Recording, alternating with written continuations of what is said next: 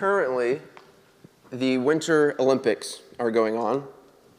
This is a competition where some of the best athletes in the world compete. They're known as Olympians. Olympians were gods.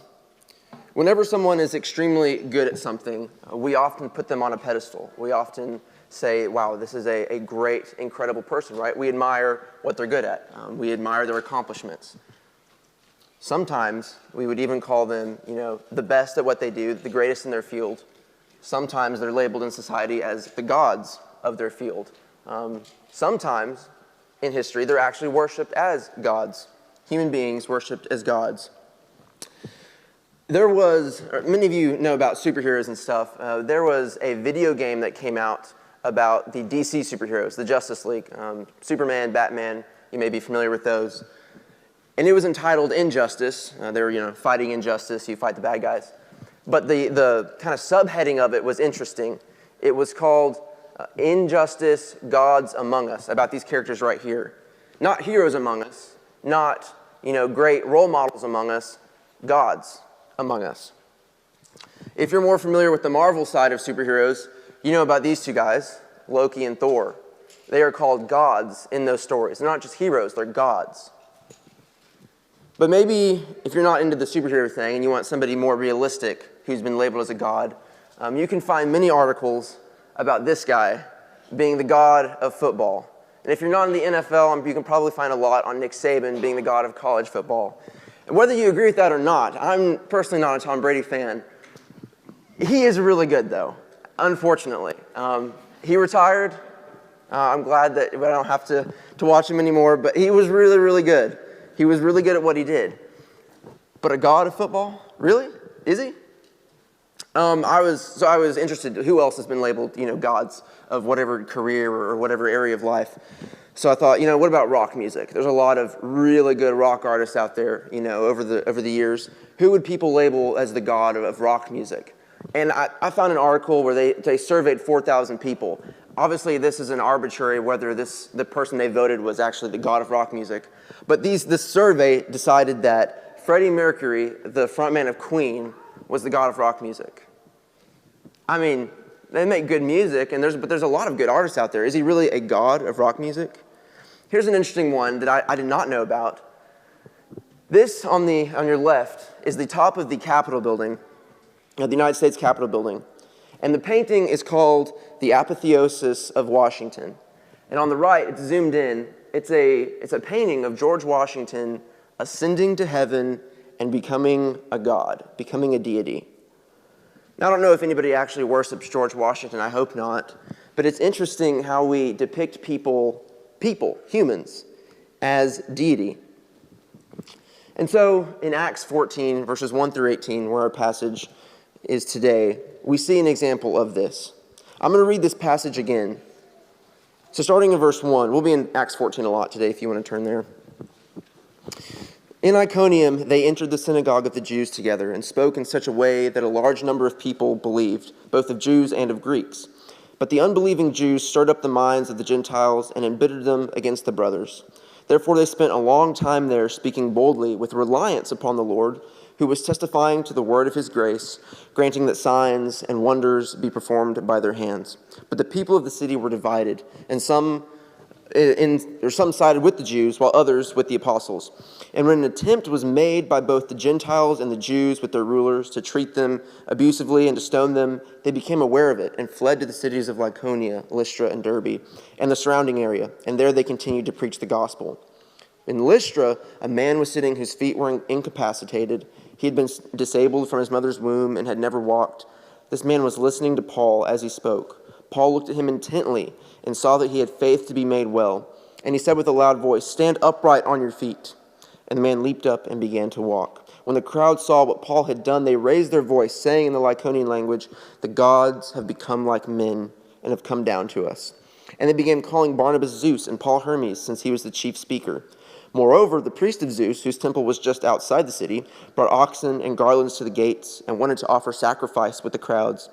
But when the apostles Barnabas and Paul heard about it, they tore their robes and rushed out into the crowd, crying out and saying, "Men, Why are you doing these things? We are also men of the same nature as you, preaching the gospel to you, to turn from these useless things to a living God, who made the heaven and the earth and the sea and everything that is in them. In past generations, he permitted all the nations to go their own ways, yet he did not leave himself without witness, in that he did good and gave you rains from heaven and fruitful seasons, satisfying your hearts with food and gladness. And even by saying these things, only with difficulty did they restrain the crowds from offering sacrifices to them. So this is a long passage. There's a lot that we could learn from this. But the first thing, just going back to the beginning of Acts chapter 14, that I think we can all learn, we are all competent and capable of something. Acts 14, verse 1, it says that Paul and Barnabas spoke in such a way that a large number of people believed. They were exceptional speakers. They were also, God had empowered them to do miracles. They were doing incredible things. And so my question to you this morning, as we start to dive into Acts 14, what are you good at? What are you good at? It's okay to admit that you're good at something. I know that sometimes we think that might be prideful, or, and some of us may struggle the opposite way, thinking that we're not good at anything. And some of that may be done out of humility, which I respect that. But I think it is dangerous for your view of yourself and your identity to assume that you're just not good at anything and to think that that's humility. That's not true humility. That's a lie. And I don't care who you are good at something. Turn to Genesis chapter 1. Genesis chapter 1, verses 26 through 27. A passage we're all familiar with. Then God said, "Let us make man in our image, after our likeness, and let them have dominion over the fish of the sea and over the birds of the heavens, over the livestock, over all the earth, and over every creeping thing that creeps on the earth." So God created man in his own image. In the image of God he created him, male and female. He created them. You were created in the image of God. He has given us dominion over the earth. He did not entrust his creation to incompetent and incapable people. God is neither incompetent or useless, and neither are you. So don't criticize God's creation by believing the worst about yourself. You're good at something. But the next part of that, if we are good at something, and I believe we all are, we need to identify our strengths and capitalize on them. I want to tell you about this man right here. His name is Howard Hill. I'm taking a personal finance class, and we talk about him a lot in that class. He was known as the world's greatest archer. He grew up in Alabama in the early 1900s. He went to the Auburn Polytechnic Institute, which is now Auburn University. And while there, he played baseball, basketball, football. He was a really athletic guy. But he was never the best. He was never just an elite athlete. He was good. He could definitely handle himself on the court, on the field, but he wasn't the best. Well, he graduates.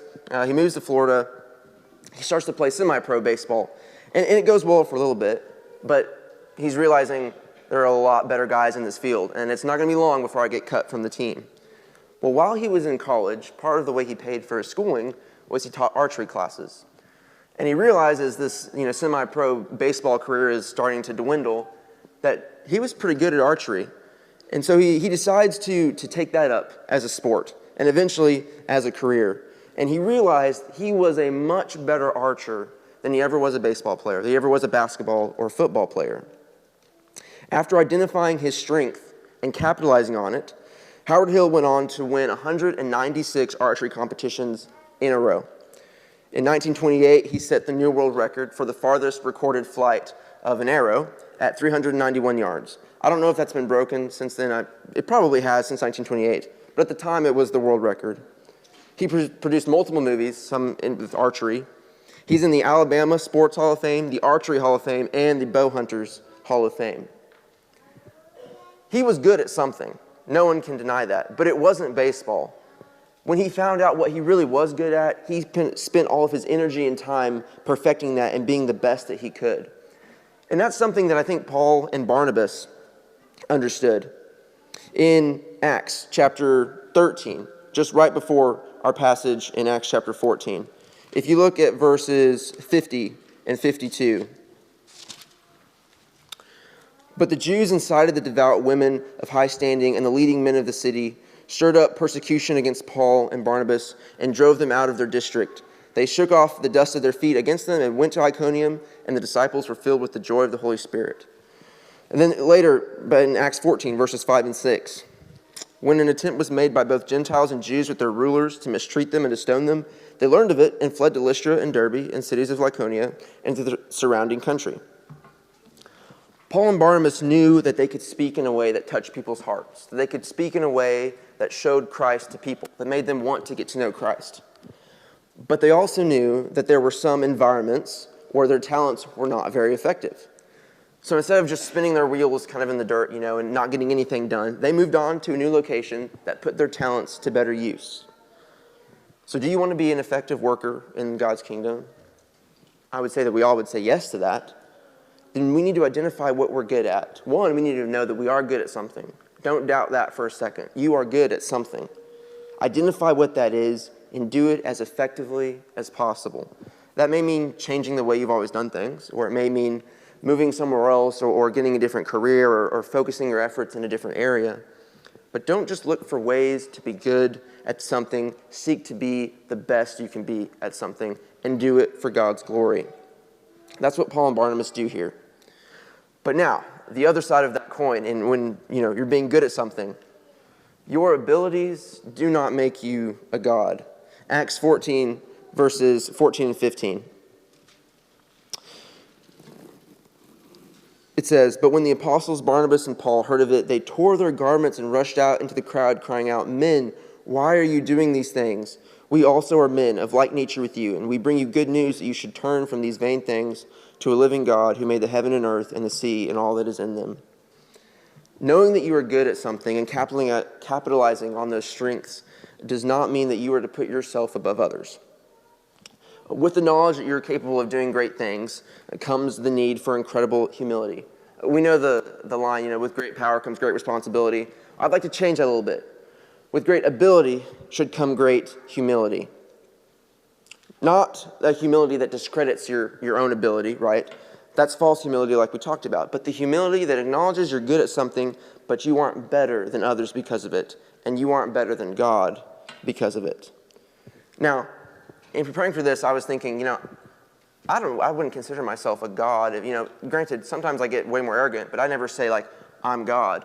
And a lot of people wouldn't say they're God or think they're God. But you don't have to claim to be God in order to act like one. When you are good at something, we often believe that we can control the future because of it, in your career, in your relationships. Sometimes we start to think that we are the standard of right and of wrong because we're good at something. We may believe we have control of every aspect of our lives. We start to crave the praise of others because we think we deserve it because we are so good at what we do. Look at our culture. The American culture is one of the most accomplished and capable cultures in the history of the world. We have invented more things. We have accomplished more things. Think about the last Summer Olympics that happened last year in Tokyo. We led the world in gold medals with 39 medals. We led the world in most overall medals with 113 medals. No one can deny that we are an accomplished society, an accomplished culture. We are good at a lot of different things. But as a result, what has happened? Our culture teaches us that the future is in our own hands, right? Plan out the rest of your life and it's going to go exactly like you think, because you can control the future, right?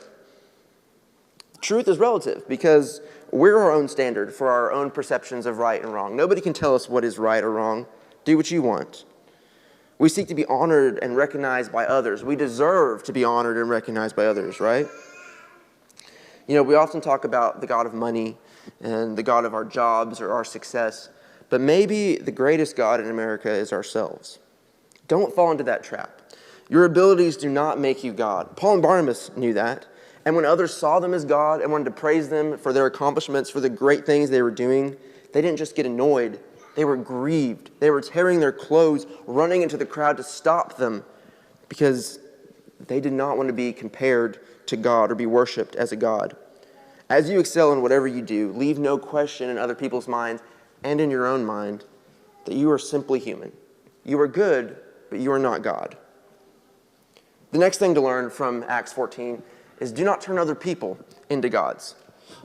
Back in Acts 14, verse 11, "And when the crowd saw what Paul had done, they lifted up their voices, saying in Lycaonian, 'The gods have come down to us in the likeness of men.'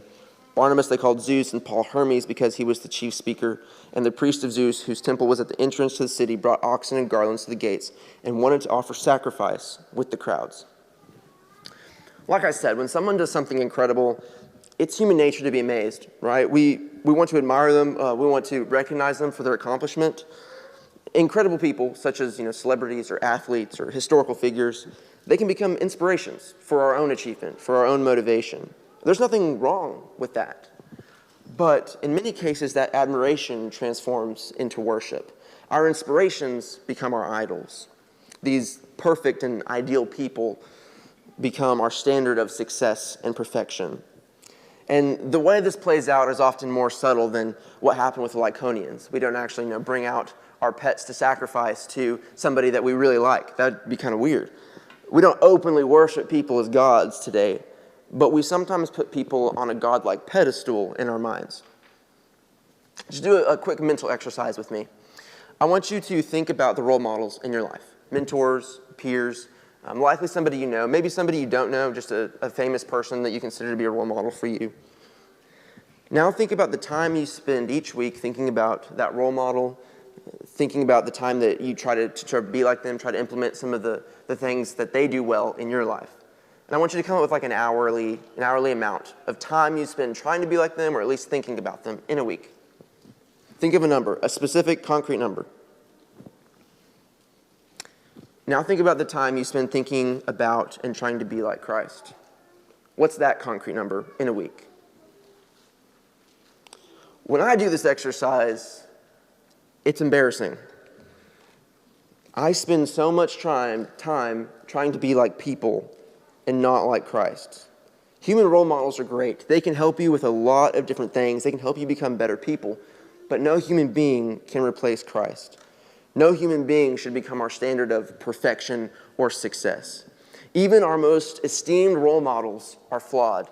They're sinful. They make mistakes. But when we spend the majority of our time thinking about and trying to be like other people instead of Christ, we elevate those people to a godlike position in our minds, where only God should sit. Being like Christ is the goal. Christ is the only standard of perfection and a successful, meaningful life. Ephesians 4:11-13 speaks to this place that Christ should be in our minds. And he gave the apostles, the prophets, and the evangelists, the shepherds and teachers, to equip the saints for the work of ministry, for building up the body of Christ, until we all attain to the unity of the faith and of the knowledge of the Son of God, to mature manhood, to the measure of the stature of the fullness of Christ. Every person to ever be an apostle, a prophet, an evangelist, a shepherd, or a teacher has been tasked to build up the church in order to attain unity, maturity, and Christ-likeness. Now, there are no apostles and prophets in this room today, but all of us fit into the other three categories: an evangelist, a shepherd, or a teacher. Our mission as Christians is to pursue the one whose name that we wear. It says that in verse 13, the measure of the stature of the fullness of Christ. Christ is the goal. Christ is the standard. He is who we should measure our lives by, not by somebody else, not by another human being. There are amazing people in this room who we can learn a lot from, but do not make them into a god by trying to be like them. Christ is our King, our Lord, and our God, and He is the one who we need to be like. Now, how do we do this? How do we have role models and seek to learn from them, but at the same time not letting them replace Christ as our standard? I think we need to look for God in creation, but don't look at creation as God. Verses 15 through 17, Paul is talking to the Lycaonians about this, because they do this exact same thing. They have it backwards. They are worshiping the creation, men, rather than the Creator, God. Paul says that instead of creation being God, the creation is meant to point to the one true God. The heavens, the earth, the sea, the rains, all point to the incredible God who created them. They are not gods themselves. And how often in the history of the world have people worshiped the creation and not God? So as you learn from mentors and peers and role models in your life, instead of looking at the amazing things they do, focus on the way they reflect and embody the beauty of Christ. And what's interesting is that's exactly what the godly people in your life want you to do. They don't want you to be like them. They want what they do to help you be like Christ. There's one key point from this passage that will help prevent us from falling into the trap of turning ourselves or others into gods. Look at verse 3 of Acts 14. Therefore they spent a long time there, speaking boldly with reliance upon the Lord, who was testifying to the word of his grace, granting that signs and wonders be performed by their hands. Paul and Barnabas were nothing on their own. Their evangelistic success, their effective use of miracles and their other abilities was only made possible by the Lord and their reliance on him. We too are nothing on our own. Apart from God, your athleticism, your kindness toward others, your intelligence, your financial expertise, your years of accumulated wisdom, apart from God, all those things mean nothing. Our talents and abilities are gifts from God. And because of that, you will never, ever do anything of true significance apart from God. True success in life is only possible when we rely on God and devote our time, energy, and abilities to serving him. God is the only one who can empower you to succeed and leave a lasting impact on the world. And when we truly understand that simple principle that we are nothing without God, it changes everything. It changes our attitude. When we are good at something, we're going to be humble about it. It changes our view of ourselves. We are not God, and we can realize that. Nothing we do is because we're so great. It's because God has blessed us. We'll realize we don't control the future. We aren't the standard for right and wrong. We no longer will crave the praise of others because we're nothing. God deserves it all. It changes our view of other people. We stop idolizing other people because they're nothing without God either. It changes our view of God.